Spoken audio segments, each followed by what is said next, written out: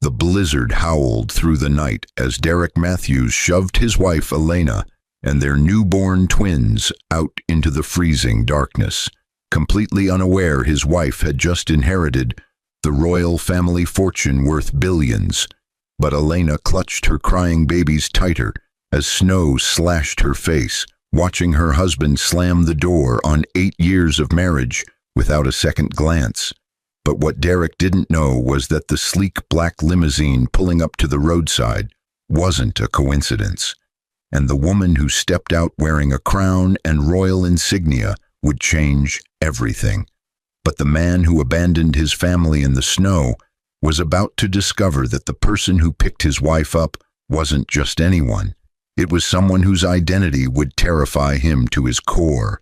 But what Elena would do with her newfound power and fortune would crush Derek in ways he never imagined possible. But who was this mysterious royal figure who arrived at the exact moment Elena needed saving? But what had Elena truly inherited, and why had it been kept secret from her all these years? But what would Derek do when he discovered the truth about the woman he left freezing in the snow with their children? The wind cut through the thin fabric of Elena's coat like 1,000 frozen knives, but the cold wasn't what made her knees buckle on the ice-covered sidewalk. But it was the sound of the deadbolt sliding into place behind her, the final metallic punctuation mark on her marriage that made her entire body go numb. But she stood there in the swirling snow at 3 a.m, 2 bundled newborns pressed against her chest, watching the only home she'd known for 8 years go dark window by window. But Derek Matthews wasn't the man she'd married anymore. But somewhere between the third mortgage payment they couldn't make and the hospital bills from the twins' complicated delivery, he'd transformed into someone unrecognizable. But the man who'd once promised to love her through poverty and wealth had just proven those vows meant nothing when tested by actual hardship. But Elena had seen it coming for months. The way he'd started working late, the mysterious phone calls, the smell of expensive perfume that wasn't hers clinging to his shirts. But what she hadn't seen coming was this moment. But the betrayal wasn't just in the abandonment, it was in the timing. But their daughters, Lily and Rose, were only 6 days old, still so fragile that every breath seemed like a miracle. But Derek had looked at them that evening with something worse than hatred, with complete indifference. "But I can't do this anymore," he'd said, his voice flat and emotionless as he'd packed his belongings. "But you wanted these kids, not me. But figure it out yourself." But Elena had pleaded, had reminded him of everything they'd built together. But she'd shown him the hospital bills, the eviction notice, the empty refrigerator. But she'd asked for just one more week, just enough time to find her footing. But Derek had responded by throwing her coat at her, along with the diaper bag, and physically pushing her toward the door. "But get out," he'd said. "But this is my apartment now, but my name's on the lease." But technically, he was right. But Elena had made the mistake of trusting him completely, of putting his name on everything when they'd moved in together years ago. But she'd been so in love, so certain their bond was unbreakable. But now she understood that paperwork mattered more than promises, and she had nothing. No legal claim to the home, no money, no family to turn to. But her parents had died in a car accident when she was 19. But she'd been an only child, orphaned and alone, working 3 jobs to put herself through community college when she'd met Derek. But he'd seemed like her salvation then. Stable, employed, interested in building a future. But she'd dropped out of school to support his career ambitions, had worked as a waitress and house cleaner to pay for his certifications and training. But once he'd landed his job at the tech company, he'd convinced her to quit working and focus on their future family. But that future was supposed to include him. But instead, she was alone with 2 infants in a blizzard, watching her breath crystallize in the air. But Lily started crying first, a thin wail that pierced through the wind. But Rose joined in seconds later, and Elena felt panic rising in her throat. But she had $23 in her wallet, a phone with 5% battery, and no one to call. But the homeless shelter she'd researched online during one of Derek's working late nights was 7 miles away. But in this weather with 2 newborns, it might as well have been 700. But Elena started walking anyway, because staying still meant freezing to death. But each step was agony, her body still healing from the cesarean section, the stitches pulling with every movement. But the twins were getting heavier by the minute, or maybe her arms were just getting weaker. But she'd made it 2 blocks when she had to stop, pressing herself against a closed storefront to catch her breath. But the babies were screaming now, their cries barely audible over the roaring wind. But Elena's tears froze on her cheeks as she realized she might not make it. But this might be where her story ended, on a freezing sidewalk in a forgotten neighborhood, another tragic statistic. But that's when she saw the headlights. But at first, she thought it was just a car passing by, another person safe and warm who wouldn't spare a glance for her desperate situation. But the vehicle slowed as it approached, and Elena's first instinct was fear. But nothing good happened to vulnerable women on dark streets at 3 in the morning. But she tried to keep walking, to pretend she hadn't noticed. But the car, no, not a car, a limousine, sleek and black and impossibly out of place in this working class neighborhood, pulled up beside her and stopped. But the back window rolled down, and Elena clutched her babies tighter, preparing to run despite knowing she didn't have the strength. But the woman who looked out at her from the warmth of that luxury vehicle made Elena's breath catch for an entirely different reason. But she was elderly, perhaps 70, with silver hair swept into an elegant bun. But she wore a navy coat with gold buttons, and even in the darkness, Elena could see the glint of jewelry that spoke of wealth beyond measure. But most striking was what rested on the woman's head, an actual tiara, small but unmistakable, its diamonds catching the streetlight. "But Elena Rosewood?" the woman asked, her voice crisp with a British accent. But Elena's maiden name, she hadn't heard it in 8 years. "But Yes," Elena stammered. "But how do you know?" "But get in," the woman interrupted, but not unkindly. "But we have much to discuss, but first, those babies need warmth." But the driver, a large man in a black suit, had already stepped out and opened the rear door. But every instinct told Elena this was dangerous, impossible, wrong. But people didn't just appear in royal limousines knowing your maiden name. But this had to be a trap, a nightmare, a hallucination brought on by hypothermia. But Lily let out another weak cry, and Elena felt how cold her daughter's tiny body had become through the blanket. "But please," the woman said, and something in her eyes, something desperate and pleading, made Elena's decision. But she let the driver help her into the car, the warmth hitting her like a physical force. But the woman immediately produced heated blankets, wrapping them around the twins with practiced efficiency. "But there's a bottle warmer there," she said, pointing to a compartment. "But formula and sterile bottles as well. But feed them while we talk." But Elena's hands shook as she prepared the bottles. But the babies latched on hungrily, and she finally looked at the woman who'd saved them. "But who are you?" she asked. "But how did you find me?" "But my name is Catherine Ashford," the woman said. "But Dowager Duchess of Ashford, though that title will mean more to you in a moment." But she pulled out a leather portfolio, opening it to reveal photographs. "But I've been searching for you for 27 years, Elena. But since the day you were born and stolen from the hospital."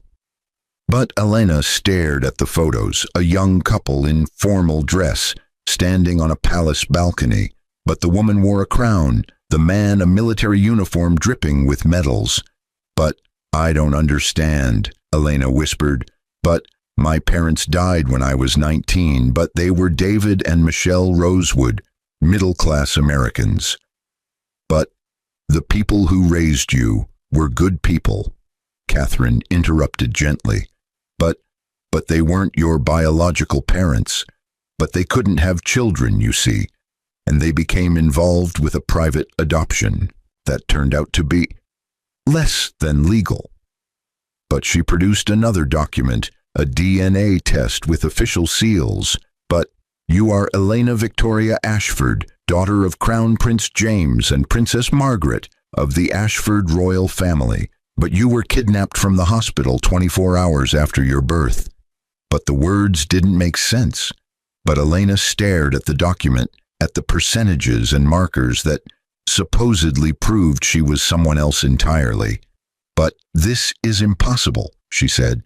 But my parents, the Rosewoods, they loved me. But they wouldn't have. But they didn't know, Catherine said firmly. But the adoption was arranged through intermediaries. But they believed they were giving a home to a child whose teenage mother couldn't care for her. But they paid a small fee, perfectly legal on the surface. But by the time we traced the connection, they'd died in that accident, and you'd disappeared into the foster system afterward. But Elena remembered those years, bouncing between homes, aging out of the system at 18 with nothing. But I was never in foster care, she said. But after they died, But you were, Catherine said quietly. But the records were sealed under your legal name, Rosewood. But we were searching for Ashford. But by the time we connected the two, you'd met Derek Matthews and taken his name. But every step you took to move forward in life made you harder to find. But she paused, her eyes softening. But until 3 weeks ago, when you listed your maiden name on the hospital forms for the twins' birth. But the system flagged it, and we've been monitoring the situation since. But 3 weeks? Elena's voice rose. But you've known where I was for 3 weeks, and just watched while... But she gestured at herself, at the situation. But while I lost everything? But we had to be certain, Catherine said. And we had to wait for the right moment. But you were married, Elena. But if we'd revealed everything while you were still with Derek Matthews, he would have had legal claims to your inheritance. But community property laws in this state are quite clear. But the moment he forced you out, the moment he abandoned you... But she paused, and something fierce flashed in her eyes. But that moment he forfeited any right to what you're about to inherit. But Elena felt dizzy, and not just from exhaustion, but inherit. But what are you talking about? But Catherine pulled out another document, this one thick and bound in leather. But your father, Prince James, died 15 years ago, but your mother, Princess Margaret, passed away last year. But they never stopped looking for you, but they never gave up hope. But she opened the document to the first page. But the Ashford royal family has a net worth of approximately $8 billion, but properties in 7 countries, holdings in dozens of major corporations, art collections, jewels accumulated over centuries. But your mother's will was very specific. Everything goes to you, her only child. But we had to find you first. But we had to prove who you were. But $8 billion. But Elena couldn't even conceptualize that amount of money. But this morning, or was it yesterday, she'd been counting coins to buy diapers. But I can't. But she looked down at her daughters, now sleeping peacefully in the warm car. But this has to be a mistake, but people like me don't suddenly become princesses. But people like you? Catherine raised an eyebrow. But you mean people who've survived orphanhood, poverty, and abusive marriage, and somehow found the strength to keep fighting for their children? But she leaned forward. But you've been a princess all along, Elena, but you just didn't know it. But now it's time to claim what's yours. But the car had been moving while they talked, and Elena realized they were leaving the city. But where are we going? She asked. But I need to. I should. But she didn't even know what she needed to do. But report Derek's abandonment. But find a shelter. But her old life had ended the moment she stepped into this car. But her new one hadn't quite begun. But there's an Ashford property an hour north, Catherine explained. But a private estate, very secure. But you and the twins need rest, medical attention, safety. But tomorrow we'll begin the formal process of establishing your identity and transferring your inheritance. But tonight, you just need to be somewhere warm. But Elena nodded, too overwhelmed to protest. But she looked out the window as the city lights faded behind them, replaced by dark forests and empty highways. But everything felt surreal, like she'd stepped into someone else's life. But the twins were real, warm and solid in her arms. But that grounded her, reminded her this wasn't a dream. But Derek, she said suddenly, but what happens when he finds out? But about the money, about who I really am. But Catherine's expression hardened. But what happens to Derek Matthews is entirely up to you. But I should warn you, the moment this news breaks, and it will break, he'll come back. But he'll claim he made a mistake, that he loves you, that he wants his family back. But we both know what he'll really want. But Elena felt something cold settle in her chest, but it wasn't fear. But it was clarity. But he threw us out into a blizzard, she said quietly. But he looked at his 6-day-old daughters like they were trash to be disposed of. But whatever happens to him, he deserves it. But perhaps, Catherine said, but revenge is a dish best served cold, as they say. And darling, you've just inherited the ability to serve the coldest dish imaginable. But they drove in silence for a while, and Elena found herself thinking about the past 8 years, but every sacrifice she'd made for Derek, every dream she'd deferred. But she'd worked herself to exhaustion to put him through training programs. But she'd agreed to stop working when he'd gotten insecure about her earning more. But she'd isolated herself from the few friends she'd had because he'd been jealous of her time. But she'd even agreed to try for a baby when money was tight because he'd promised it would fix everything. But instead, the pregnancy had been complicated. But the twins had come early, requiring weeks in the NICU. But the bills had piled up despite insurance, and Derek had started staying out later and later. But Elena had been so focused on keeping her babies alive that she'd missed the signs of his affair. Or maybe she'd seen them and just couldn't process one more crisis. But either way, the moment the twins had come home, healthy but demanding, Derek had cracked. But did you know? Elena asked suddenly. But when you were watching us for 3 weeks, did you know he was going to leave? But Catherine sighed. But we suspected. But his behavior patterns suggested someone preparing to abandon a situation. But we couldn't intervene without revealing ourselves, and the timing wasn't right. But I'm sorry, Elena. But if there had been any indication he would put you in immediate danger. But you would have done what? Elena interrupted. But you couldn't have stopped him. But I had no legal recourse, no proof he was planning anything. But honestly, I should have seen it coming. But she looked down at the twins. But maybe I didn't want to see it. But maybe I wanted to believe the man I married was still in there somewhere.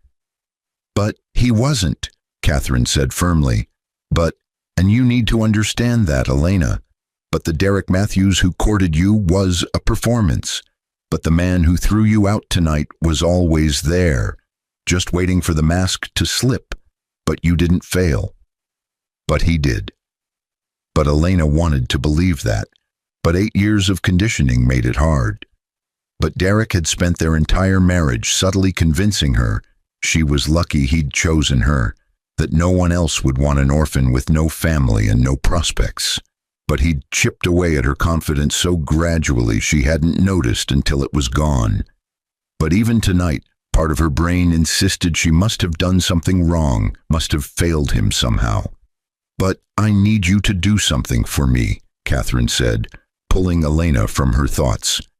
"But when we get to the estate, there will be staff, housekeepers, nurses, security. But they will treat you like royalty because that's what you are. But I need you to accept it. But don't apologize for existing. Don't minimize your needs. Don't try to make yourself smaller. But do you understand?" But Elena nodded, but she didn't understand. Not really.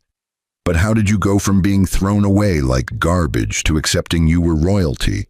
But how did you flip that switch in your brain?" "But I'll try," she said. "But that's all I ask," Catherine replied.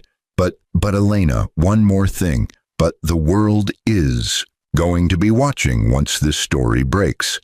But they'll want to know everything, where you've been, what happened to you, how you ended up in that situation tonight.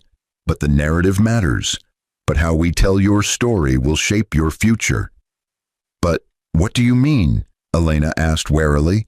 "But are you asking me to lie?" "But never," Catherine said quickly. But there's a difference between telling the truth and being consumed by it. But Derek Matthews doesn't deserve to become famous as the man who abandoned a princess. But he doesn't deserve book deals or interviews or any spotlight at all. But if we're not careful, that's exactly what will happen. But so we need to be strategic about what we reveal and when." But Elena understood. But something bothered her. "But I don't want to hide," she said. "But I don't want to pretend the last 8 years didn't happen or that I haven't struggled. But other women are in situations like mine, worse even. But if my story can help them feel less alone—" And it will," Catherine interrupted, but on your terms, in your time, but not in some tabloid feeding frenzy while you're still recovering from trauma and major surgery.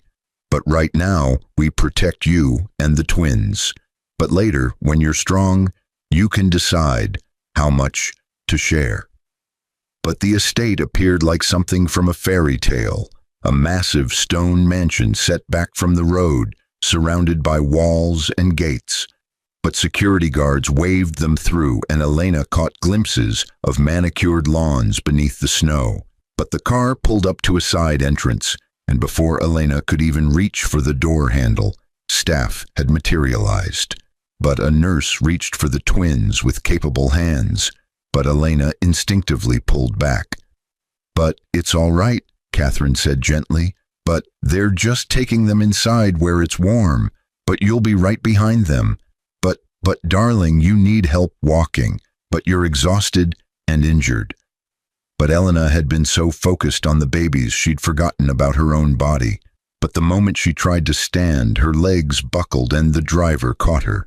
But pain shot through her abdomen where the surgical incision was still healing. But Catherine had been right. She needed help.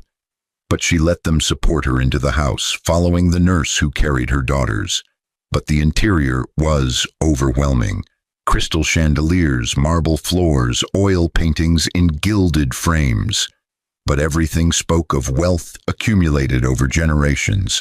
But the room they led her to was surprisingly intimate, a large bedroom with an attached nursery. But someone had already set up 2 bassinets, and the nurse was checking the twins over with professional efficiency. "But they're perfect," the nurse said, smiling at Elena. "But just cold and hungry, but we'll fix that. But Your Highness, you should rest.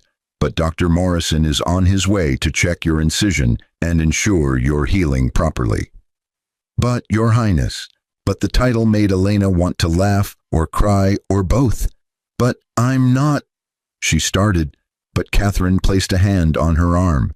"But you are," she said firmly. "But get used to hearing it. But now let me show you the bathroom. But I suspect you'd like to clean up before the doctor arrives." But Elena looked down at herself for the first time since leaving her apartment. But her clothes were soaked through with snow, her hair a tangled mess. But she probably looked like exactly what she was, a desperate woman who'd nearly frozen to death. But the bathroom Catherine showed her was larger than the entire apartment she'd been evicted from. But a massive soaking tub, a glass shower that could fit 4 people, heated marble floors. But there's clothing in the closet, Catherine said. But I had them stocked with items in your size. But take your time, but we'll watch the babies. But alone for the first time in hours, Elena sat on the edge of the tub and let herself shake. But the adrenaline was wearing off, and in its place came the full weight of everything that had happened. But 12 hours ago, she'd been a married mother trying to survive. But now she was apparently a princess, worth billions, rescued by a grandmother she'd never known existed. But it was too much, too fast, too impossible. But she forced herself to stand, to strip off the wet clothes, to step into the shower. But the hot water felt like heaven on her frozen skin, but it also made her injuries ache. But she looked down at her body, the still swollen belly, the angry red scar from the cesarean, the stretch marks that mapped her pregnancy. But this wasn't the body of a princess, but this was the body of someone who'd survived. But maybe that was worth more than perfection. But maybe that was what Catherine had meant about telling her story on her own terms. But Elena washed her hair with products that probably cost more than she'd spent on groceries in a month. But she dried off with towels softer than anything she'd ever owned. But in the closet she found pajamas in her exact size, along with robes and slippers and more clothing than she could process. But when she emerged, Catherine was sitting in a chair by the nursery door, watching the twins sleep in their bassinets. "But they're beautiful," she said softly. "But you did well, Elena. But despite everything, you brought 2 perfect lives into the world." "But I don't know how to do this," Elena admitted, sitting on the bed. "But I don't know how to be who you say I am." "But none of us do at first," Catherine said. "But I wasn't born royal either. But I married into the family, and it took years to learn the rules, the expectations, the way to navigate that world. But here's the secret. You don't have to be perfect, but you just have to be yourself and let the rest follow." But a knock on the door interrupted them. But the doctor had arrived, a kind-faced man in his 60s, who examined Elena's incision with gentle hands. "But you're healing well," he said. But you've clearly been through significant stress. But I'm prescribing rest, proper nutrition, and no lifting anything heavier than your babies for at least another month. But do you understand?"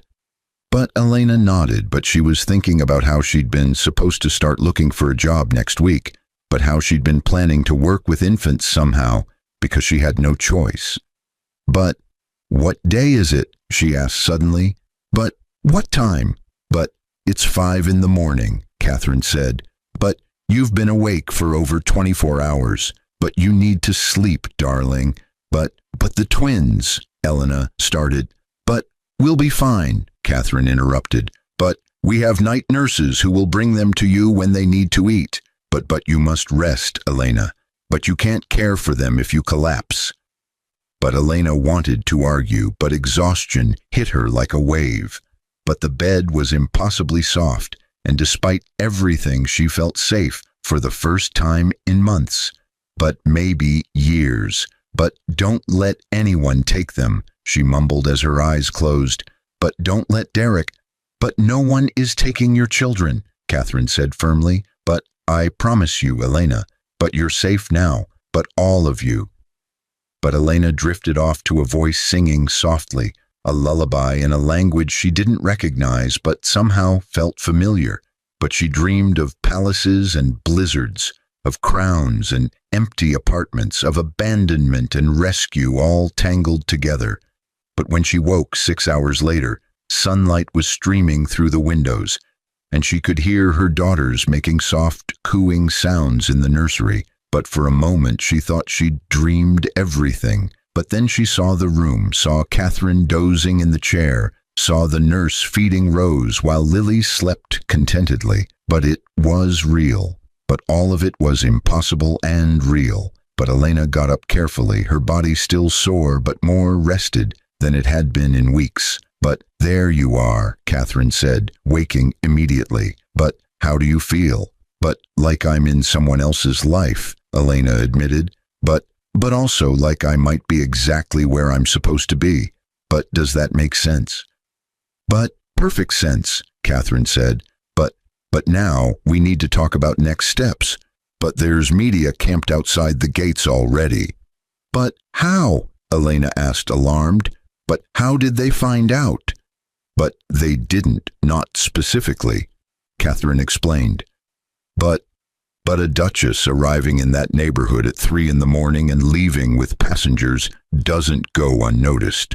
But someone photographed the car, posted it online, and now there's speculation. But we need to get ahead of this before it spins out of control. But Elena felt panic rising. "But I'm not ready to face cameras, but I don't know what to say." "But you don't have to say anything yet," Catherine said. "But we'll release a statement through official channels." But Elena, there's something else." "But Derek Matthews has been calling the estate?"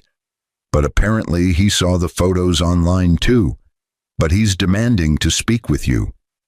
But the mention of his name made Elena's blood run cold, but also ignited something hot and angry in her chest.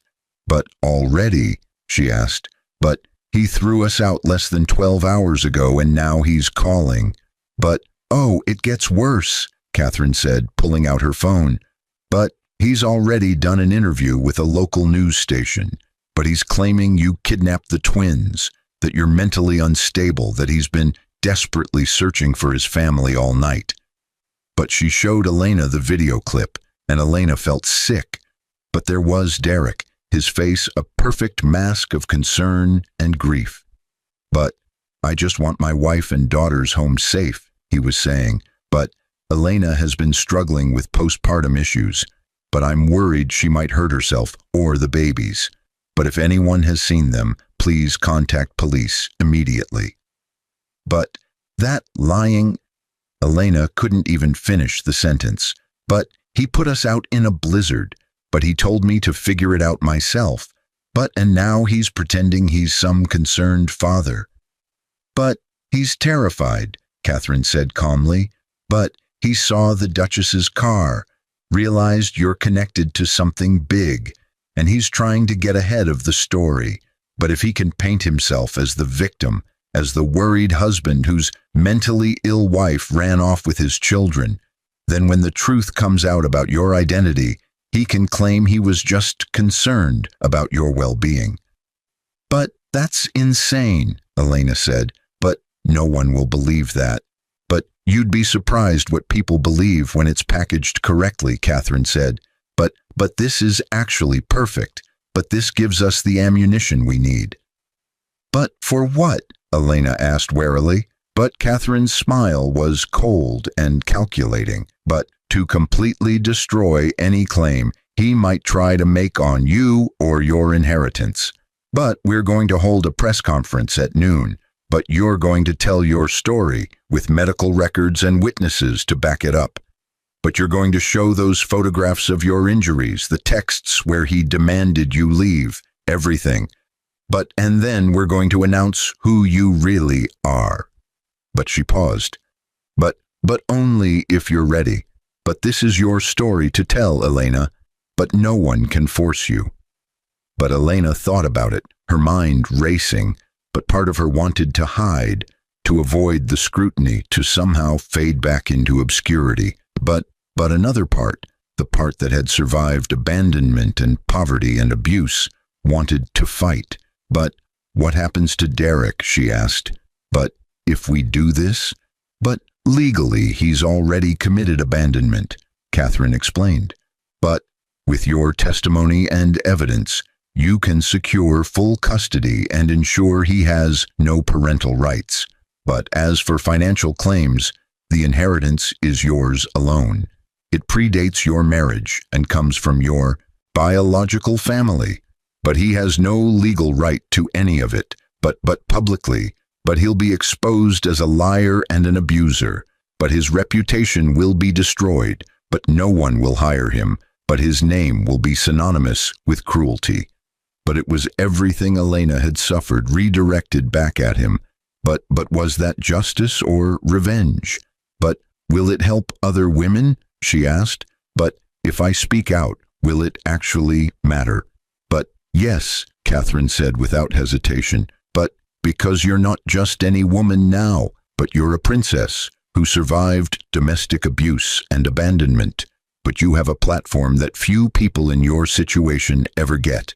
But your story will reach millions and other women will see themselves in it. But they'll know they're not alone. But they'll know that abuse can happen to anyone regardless of who they are or what they're worth. But that decided it for Elena. But if her pain could prevent even one woman from suffering silently, it was worth facing the cameras. But, okay, she said, but I'll do it. But on one condition. My daughters are nowhere near any of this, but they don't get photographed, named, or turned into a spectacle. But absolutely, Catherine agreed. But they'll be here, safe and secure, while you face the world. But now we have several hours to prepare. But there are attorneys who need to brief you, publicists who need to coordinate the message, and you need to practice speaking to cameras without breaking down. But the next few hours were a whirlwind. But attorneys explained the legal protections they'd already put in place. But publicists coached her on how to speak clearly and calmly, even when discussing trauma. But Catherine brought in clothing, not the casual pajamas she'd worn to bed, but a simple, elegant dress in navy blue. But you're not trying to look like you've always been royal, she explained, but you're showing people who you were yesterday and who you are today, but authentic, but dignified. But makeup artists worked carefully, covering the dark circles under Elena's eyes, but leaving her looking natural. But we're not hiding anything, one of them said, but we're just making sure you feel comfortable facing those cameras. But at 11:30, they moved to a formal drawing room that had been set up as a press conference space. But dozens of cameras, reporters from major networks, lights that made Elena squint. But her heart was racing, and for a moment, she thought she might pass out. But then she thought about Lily and Rose sleeping peacefully in the nursery. But she thought about all the nights she'd cried herself to sleep while Derek was working late. But she thought about the moment he'd shoved her out into the blizzard without looking back. But she sat down at the table, Catherine beside her, and faced the cameras. But the room went quiet, and a moderator explained the ground rules. Elena would make a statement, then take questions. But Elena took a deep breath and began. But my name is Elena Matthews, though that's about to change, she said, proud that her voice didn't shake. But last night, my husband of 8 years, Derek Matthews, physically removed me and our 6-day-old twin daughters from our home during a blizzard. But he did this despite knowing I had no money, no family, and was still recovering from major surgery. But he did this after months of emotional abuse and infidelity.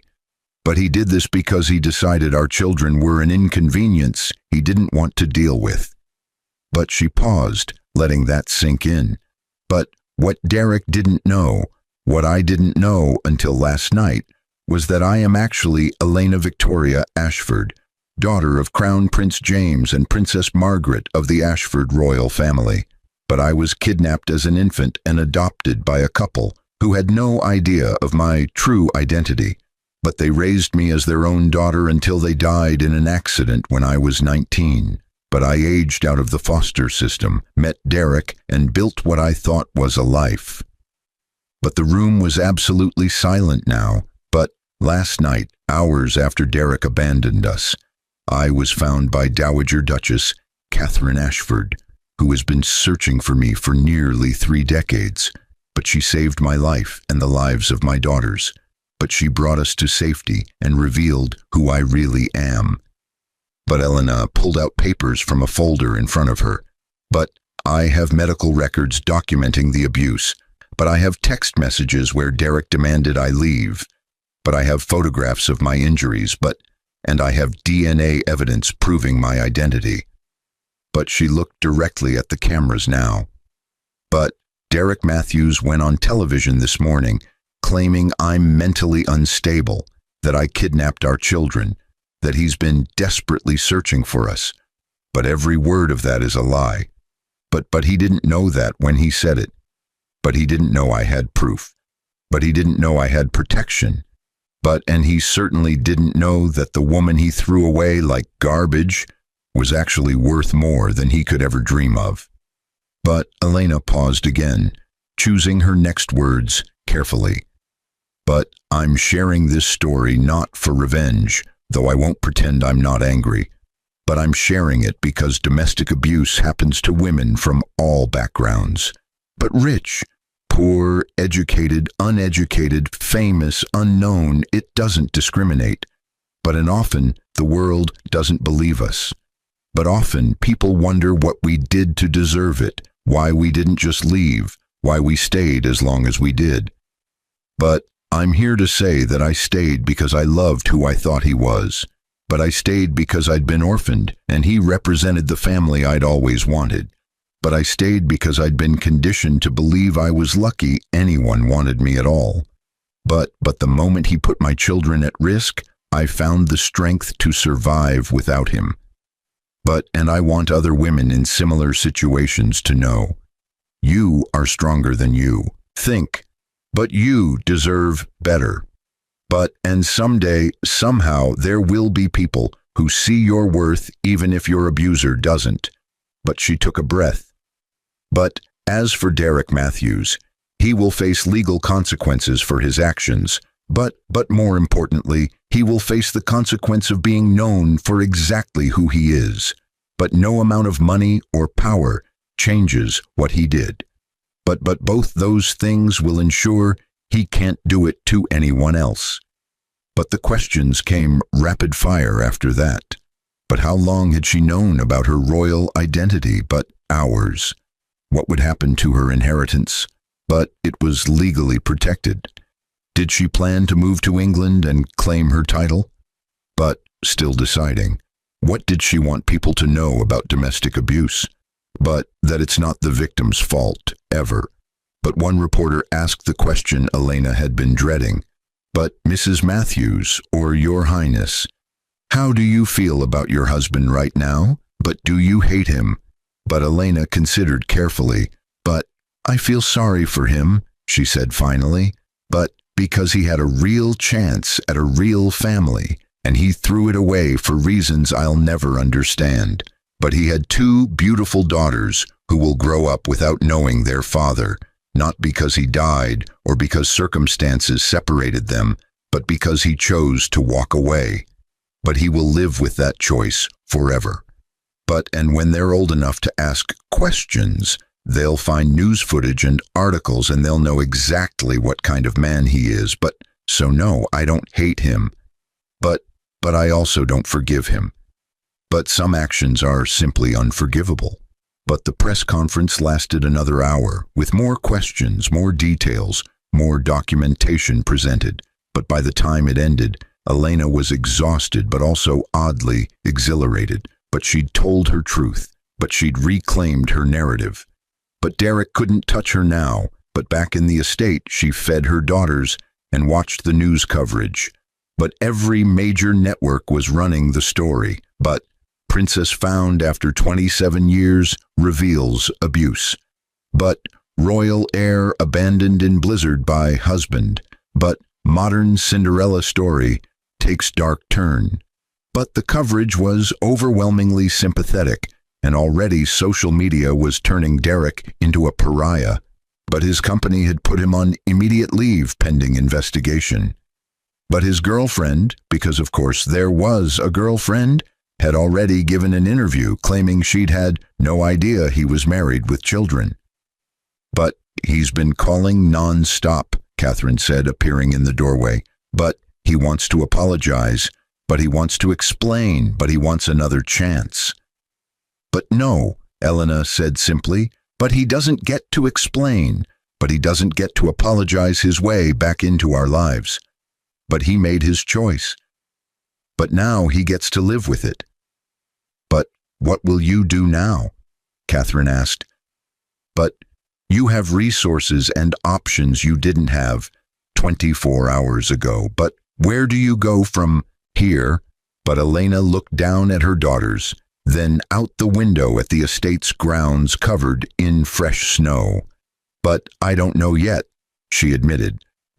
But I know I'm going to raise my daughters to never accept being treated as less than their worth.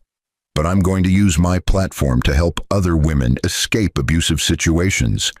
And I'm going to make sure Derek Matthews knows every day for the rest of his life that he had something priceless and threw it away. But 3 months later, Elena stood in a courtroom as the judge finalized her divorce and terminated all of Derek's parental rights. But he'd tried to fight it, but the evidence was overwhelming and his credibility was destroyed. But he'd shown up in a wrinkled suit, looking nothing like the confident man who'd thrown her out into the snow. But their eyes met once across the courtroom, and Elena saw something she hadn't expected. Genuine regret. But it was too late for regret. But the judge's gavel came down, and Elena was free. But more than that, she was protected. But restraining orders were in place. But financial support was secured through her own inheritance, not his non-existent income. But her daughters would grow up knowing their worth, knowing their history, knowing they came from strength. But outside the courthouse, reporters waited, but Elena had learned how to handle them. But today represents the end of one chapter and the beginning of another, she said. But I hope my story reminds people that your circumstances don't define your worth. But 6 months ago, I was literally thrown away.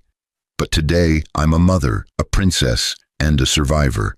But if I can go from being abandoned in a blizzard to standing here with my head high, then anyone can overcome their circumstances. But do you have any message for Derek Matthews? Someone shouted.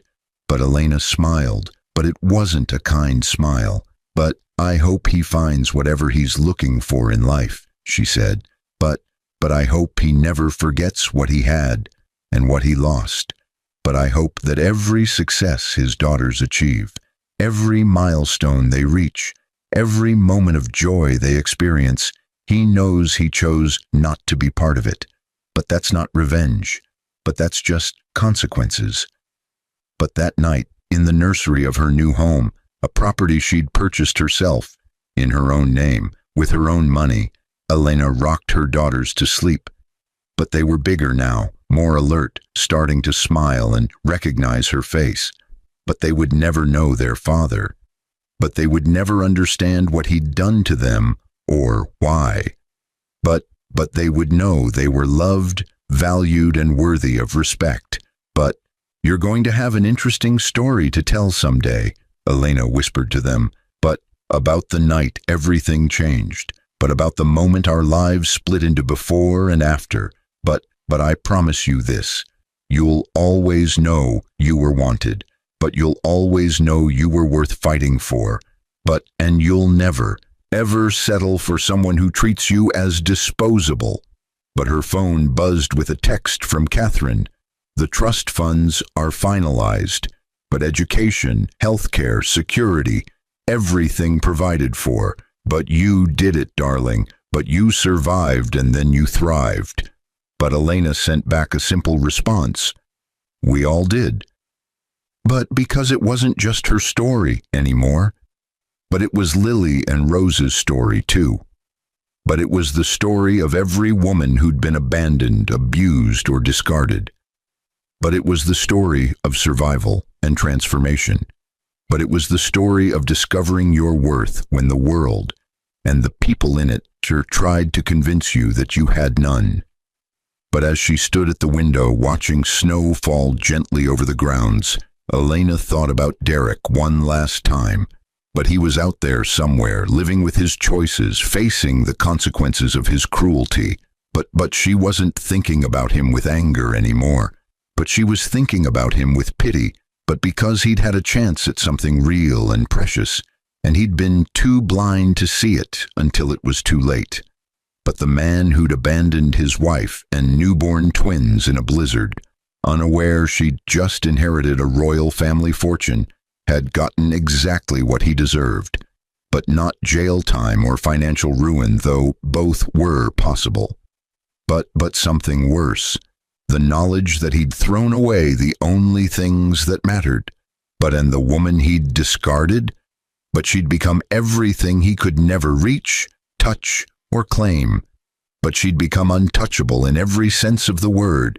But that, Elena decided as her daughters slept peacefully in their cribs, was the best revenge of all. But not destruction, but transcendence. But not vengeance, but victory. But she'd taken the worst moment of her life and transformed it into her greatest triumph. And Derek Matthews would spend the rest of his life knowing he'd been the catalyst for his own irrelevance. But the snow kept falling, covering the world in fresh whiteness, erasing old tracks and creating space for new paths. But Elena smiled, kissed her daughters goodnight, and walked toward the future, a future Derek couldn't touch, couldn't influence, couldn't darken, but a future that was entirely, beautifully, powerfully hers. But 5 years had passed since that frozen night, and Elena Victoria Ashford stood in the grand ballroom of Ashford Palace, watching her daughters chase each other between the legs of diplomats and dignitaries.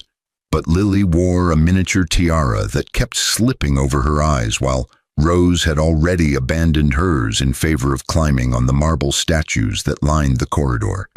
But they were 5 years old now, wild and confident and utterly fearless. Everything Elena had promised herself they would be. But, Your Highness, the ambassador from Sweden would like a word, her assistant whispered. But Elena held up a hand. But, give me 5 minutes, she said. But I need to actually parent before I... Princess. But she crossed the ballroom, her gown, a deep emerald that had cost more than Derek's annual salary used to be, trailing behind her. But, Rose Ashford, if you break that statue, you're paying for it out of your allowance, she called. But Rose giggled and scrambled down, running to hug her mother's legs. But Mama, we're playing princesses, she protested. But real princesses don't follow rules. But real princesses absolutely follow rules, Elena corrected gently. But they just also make some of the rules. But big difference. But she scooped both girls into her arms, though they were getting heavy for that now. But go find Grandmother Catherine. But she promised you chocolate before dinner, didn't she? But the twins squealed and took off, and Elena watched them go with a mixture of pride and terror. But they were so much like her, resilient, stubborn, unbreakable. But they also had something she'd never had at their age. Absolute security. But they knew who they were. But they knew where they belonged. But they knew they were loved without condition or caveat. But they're beautiful, a voice said behind her, and Elena turned to find Marcus Wellington, the British Parliament member she'd been seeing for the past 6 months.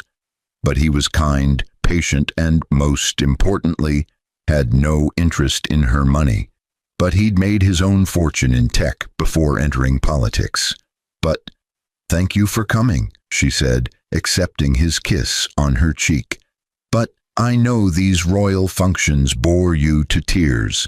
But nothing about you bores me, he said simply.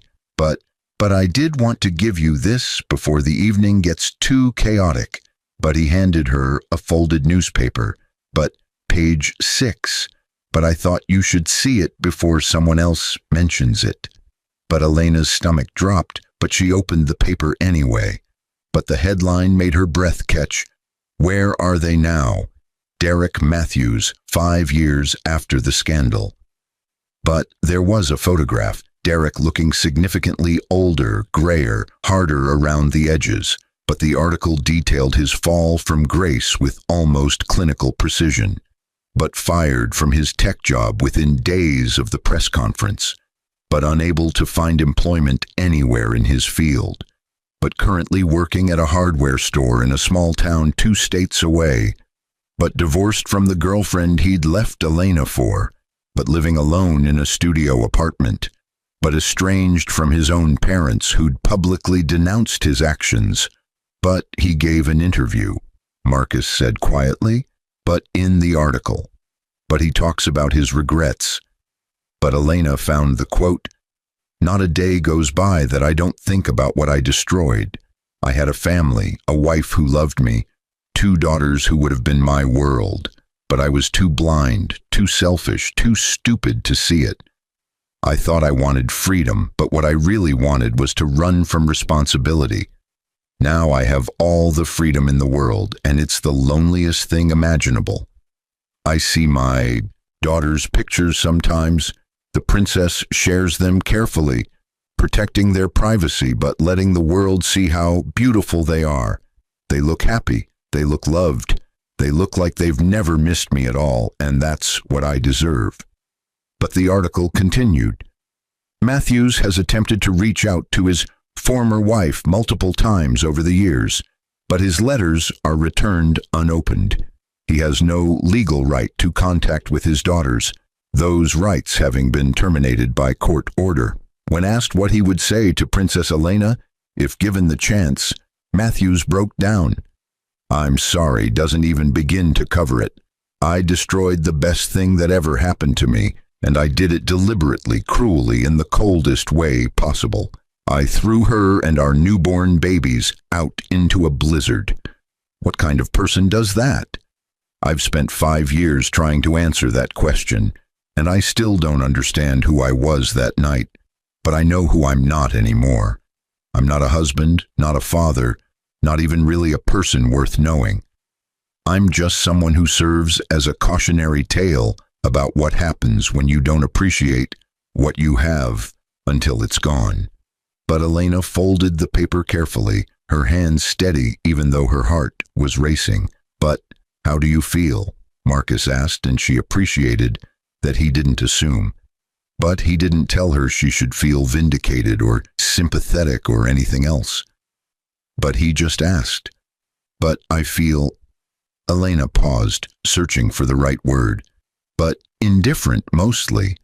But maybe a little sad that he wasted so much of his life on regret instead of rebuilding. But also relieved that he finally understands the magnitude of what he did." But she looked up at Marcus. "But does that make me cold?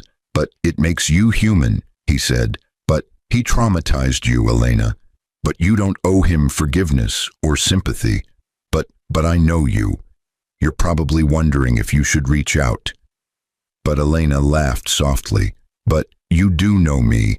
But no, I'm not going to reach out. But that chapter is closed. But he made his choices, and I've made mine. But my daughters don't need a father who abandoned them, suddenly appearing in their lives with apologies and explanations. But they need stability, security, and love, all of which they have." "But have you told them about him yet?" Marcus asked. "But they're getting to the age where they'll start asking questions." "But we've told them an age-appropriate version," Elena said. "But they know their biological father made bad choices and isn't part of our lives. But they know it's not their fault. But they know they have a whole family who loves them. Catherine, me, the entire Ashford extended family, the staff who've watched them grow up. But they're not lacking for father figures either. The security chief teaches them self-defense. The head gardener shows them how to grow things. The stable master is teaching them to ride." But she smiled. And they have you, when you're around. But I've seen how they light up when you visit." But Marcus looked uncomfortable, but pleased. "But I'm not trying to replace." "But I know," Elena interrupted gently. And that's exactly why you're good for them. but you're not trying to be anything except yourself.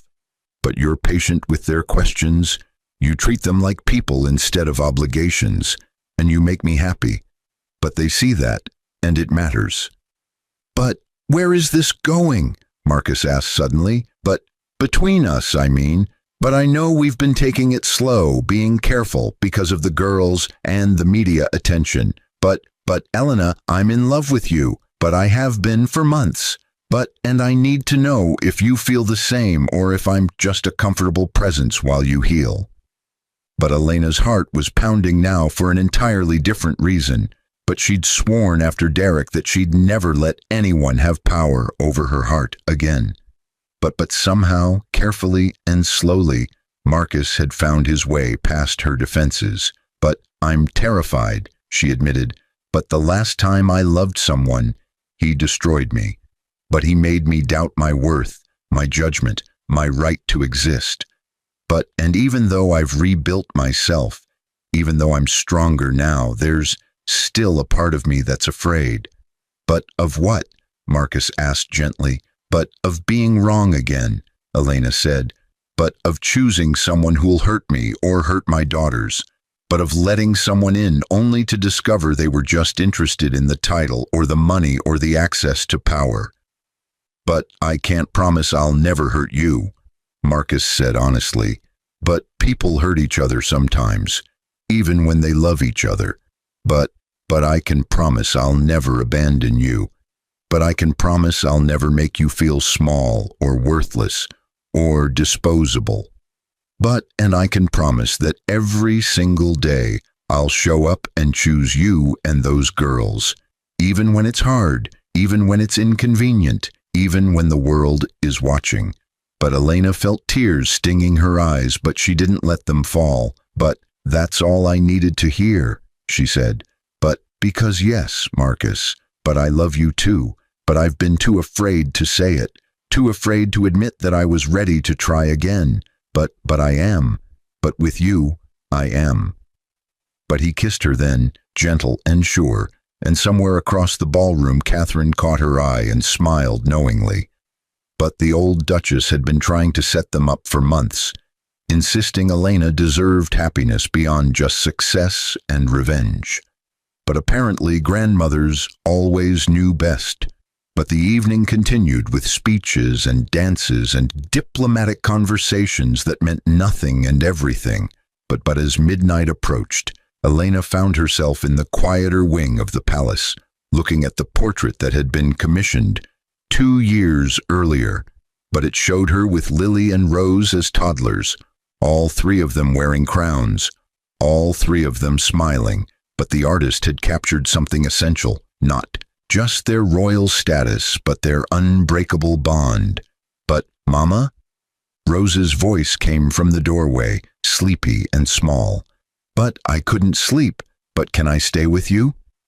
But Elena held out her arms, and both twins, because where one went, the other followed, padded over in their princess nightgowns. But what's wrong, loves? She asked. But bad dreams. But no, Lily said. But Rose wanted to ask you something, and she was too scared to ask alone. But I'm not scared, Rose protested. But then she looked at Elena with those huge eyes that saw too much. But, Mama, why don't we have a daddy? But everyone at school has daddies, but some have 2 mommies or 2 daddies or just 1 parent. But we have you and Grandmother Catherine and Uncle Marcus sometimes, but no actual daddy. But Elena had known this question was coming, but it still made her chest tight. But she led them to a velvet couch and settled both girls on her lap, even though they were really too big for that now. But you did have a biological father, she said carefully. But he made some very bad choices before you were even old enough to remember him. But he decided he didn't want to be a parent, and he left. But that was his choice, not yours. But it had nothing to do with how lovable or wonderful or special you are. But did he leave because we cried too much?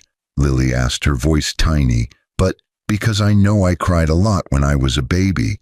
But no, sweetheart, Elena said firmly, but all babies cry. but that's normal and natural and not something that makes parents leave.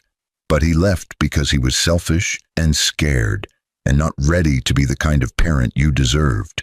And honestly, I'm glad he left when he did, instead of staying and being mean or cruel or making our lives unhappy. But do you miss him? Rose asked. But even though he was mean. But Elena thought about it honestly. But I miss who I thought he was, she said. But I miss the idea of the family I wanted us to be. But I don't miss the actual person, because the actual person hurt us badly. And the amazing thing is that we survived without him. But we built a beautiful life with people who actually love us and want to be here. But that's better than having someone who stays but doesn't really care. But is Uncle Marcus going to be our daddy? Lily asked hopefully. But because we like him. But he's nice and he brings us books and he doesn't talk to us like we're stupid. But Elena smiled. But Uncle Marcus and I are very close friends, she said carefully. But maybe someday that will turn into something more. But even if it does, he'll never try to replace the father who left or pretend that what happened didn't happen. But he'll just be someone who loves us and wants to be part of our family. But is that okay? But both girls nodded, satisfied for now. But, Mama, Rose said after a moment, but when we grow up, will we have to marry princes?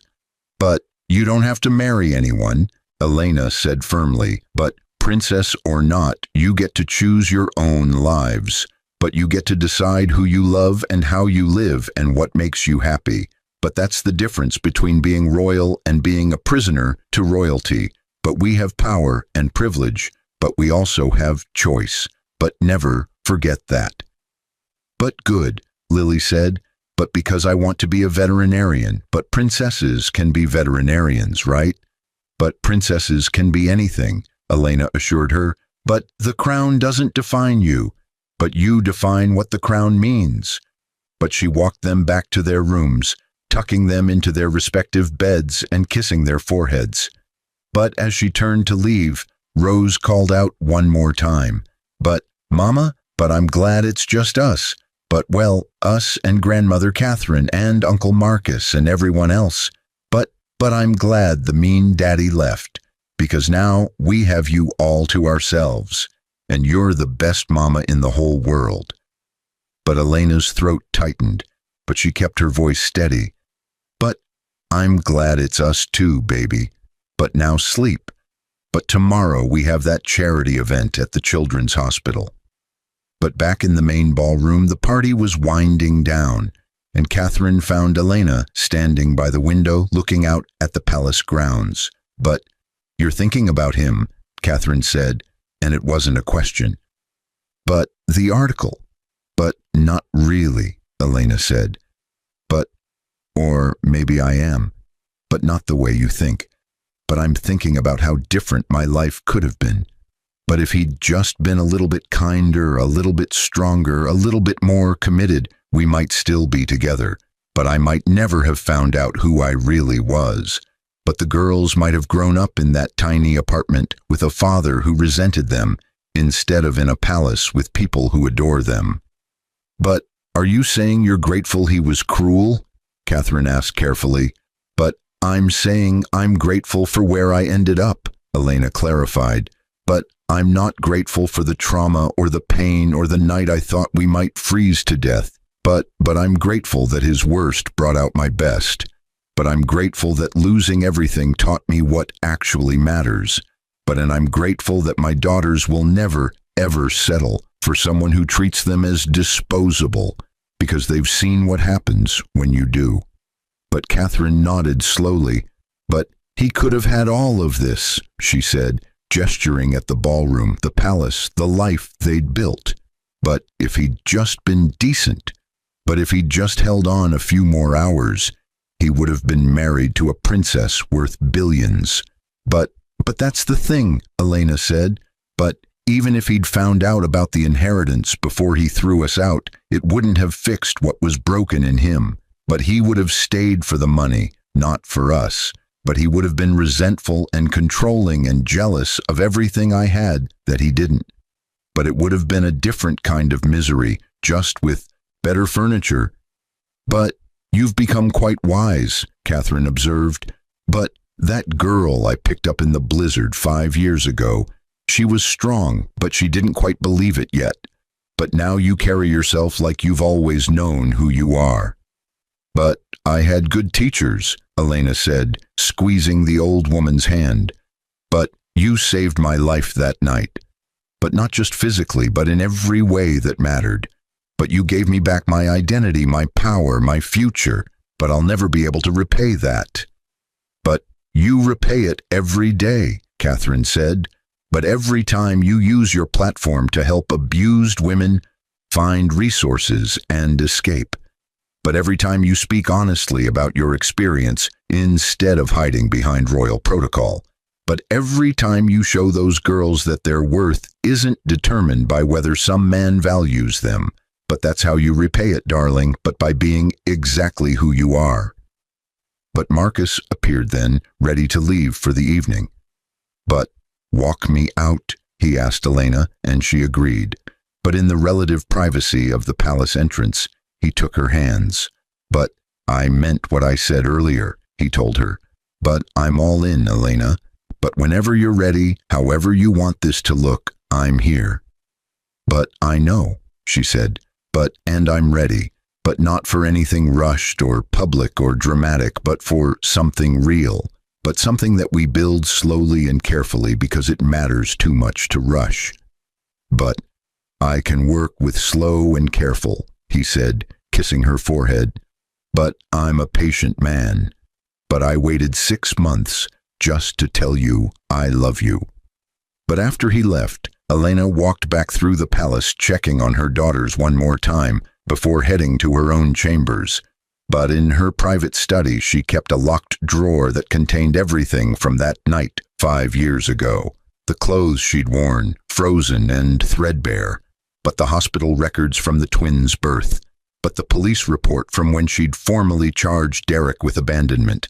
But the DNA results that had changed her entire world. And one thing more. A letter Derek had sent 3 years ago, one of many she'd returned unopened. But this one she'd opened by accident before she'd seen who it was from. But she didn't read it often, but tonight she pulled it out. But the handwriting was shaky, desperate. Elena, I know I have no right to contact you.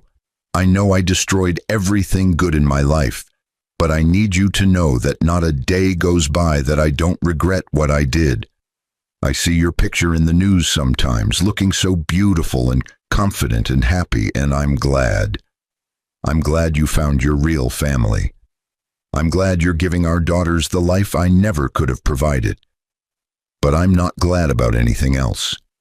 I'm not glad I hurt you. I'm not glad I missed watching them grow. I'm not glad I became the villain in a story that could have been about love. I don't expect forgiveness. I don't deserve it. But I needed you to know that you were always worth more than I treated you. Always. Derek. But Elena folded the letter back up and locked it away. But maybe someday she'd show it to the girls when they were old enough to understand complexity and contradiction. That someone could be genuinely remorseful and still not deserve a place in your life. But that you could acknowledge someone's pain without taking responsibility for fixing it. But that closure didn't always come from reconciliation. Sometimes it came from simply moving forward. But her phone buzzed with a text from Marcus. Thank you for tonight, for trusting me with your heart. I won't break it. But Elena smiled and typed back, I know you won't, but if you did, I'd survive it. That's the difference between now and then. I know I can survive anything. But she got ready for bed in a bathroom that still sometimes made her dizzy with its luxury. But she put on silk pajamas that cost more than a month's rent in her old apartment. But she climbed into a bed large enough to fit 5 people comfortably. But and she lay there thinking about the strange, terrible, wonderful journey that had brought her here. But 5 years ago, she'd been thrown away like trash. But she'd stood in a blizzard thinking her story might end there. But she'd been so broken, so convinced of her own worthlessness, that Derek's abandonment had almost made sense to her. But of course he'd leave. Who would want to stay with someone like her? But now she knew better. But now she understood that his leaving had nothing to do with her worth, and everything to do with his character. But now she had 2 daughters who would never doubt their value, because they had a mother who'd learned that lesson the hardest way possible. But now she had wealth and power and platform, and she used it every single day to lift up women who were where she'd been. But the foundation she'd started, Ashford Rising, had helped thousands of women escape domestic violence, but she'd opened shelters, funded legal aid, created job training programs, and established a 24-hour hotline. But every woman who called that number and found help was another victory, another life saved, another family given a chance that Elena had almost been denied. But tomorrow she'd visit the children's hospital with the twins, but they'd bring toys and books and their own particular brand of chaos to kids who were fighting for their lives. But the girls would wear their tiaras because it made the other children smile. But they'd use their privilege to bring joy, which was exactly what Elena wanted them to understand privilege was for. But next week she'd give a speech at the United Nations about domestic violence and economic abuse. But world leaders would listen because she was a princess. But they'd act because her story was undeniable. But she'd become the voice for women who couldn't yet speak for themselves. But, and in all of it, Derek Matthews would be nothing more than a footnote. But the man who'd almost destroyed her had instead launched her into a life beyond his imagination. But his cruelty had unlocked her power. But his abandonment had led to her salvation. But his worst moment had become her origin story. But she wondered sometimes what he thought when he saw her on television, giving speeches, attending galas, changing policies. But did he recognize the woman he'd thrown away? But did he understand what he'd lost? But did it eat at him every day, or had he found some kind of peace? But it didn't really matter. But his feelings were his own to process. But his regrets were his own to carry. But Elena had spent enough of her life worrying about what Derek thought, what Derek wanted, what Derek needed. But that version of her had died in the blizzard 5 years ago. But what had emerged was someone who knew her worth, protected her peace, and built the life she deserved. But as she drifted off to sleep, her last thoughts weren't of Derek or the past or what might have been, but they were of tomorrow, of her daughter's laughter, of Marcus's steady presence, of Catherine's wisdom, of the women she'd helped through her foundation, of the life she was building brick by brick, choice by choice, day by day. But the girl who'd been abandoned in the snow was gone. But in her place was a woman who'd learned that sometimes the worst thing that happens to you becomes the catalyst for the best thing. But that sometimes being thrown away is actually being set free. But that sometimes the person who hurts you most does you the greatest favor by revealing exactly who they are before you waste any more of your life on them. But Elena Victoria Ashford, princess and survivor, mother and advocate, woman who'd died in a blizzard and been reborn in a limousine, closed her eyes and smiled. But tomorrow would bring new challenges, new opportunities, new moments to prove that she was exactly who she'd always been meant to be.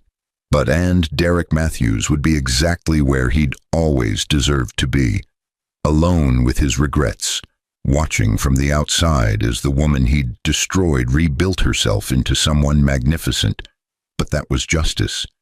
But not revenge, not cruelty, not vindictiveness, but just the natural consequence of his own actions, reflected back at him every time he saw her face on a screen or in a newspaper.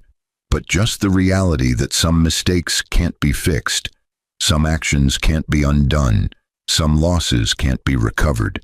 But he'd had everything and thrown it away. But she'd had nothing and built an empire. But that was the real story, the one that mattered, the one that would be told long after everyone forgot his name.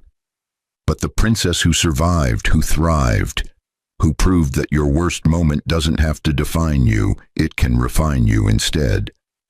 But, and somewhere in a small studio apartment 2 states away, Derek Matthews turned off the television where footage of Elena's United Nations speech was replaying. But he sat in the dark, living with his choices, drowning in his regrets. But he'd thrown away a princess, and she'd become a queen. But he'd never get close enough to apologize. But he'd never get close enough to explain. But he'd never get close enough to matter. But that was exactly as it should be. But some doors, once closed, were meant to stay closed forever. But some chapters, once ended, couldn't be reopened. But some people, once hurt, were absolutely right to never give you a second chance. But Elena Victoria Ashford, princess and survivor, slept peacefully while the man who'd tried to destroy her lay awake with his demons. But, and in the grand balance of the universe, that felt exactly right.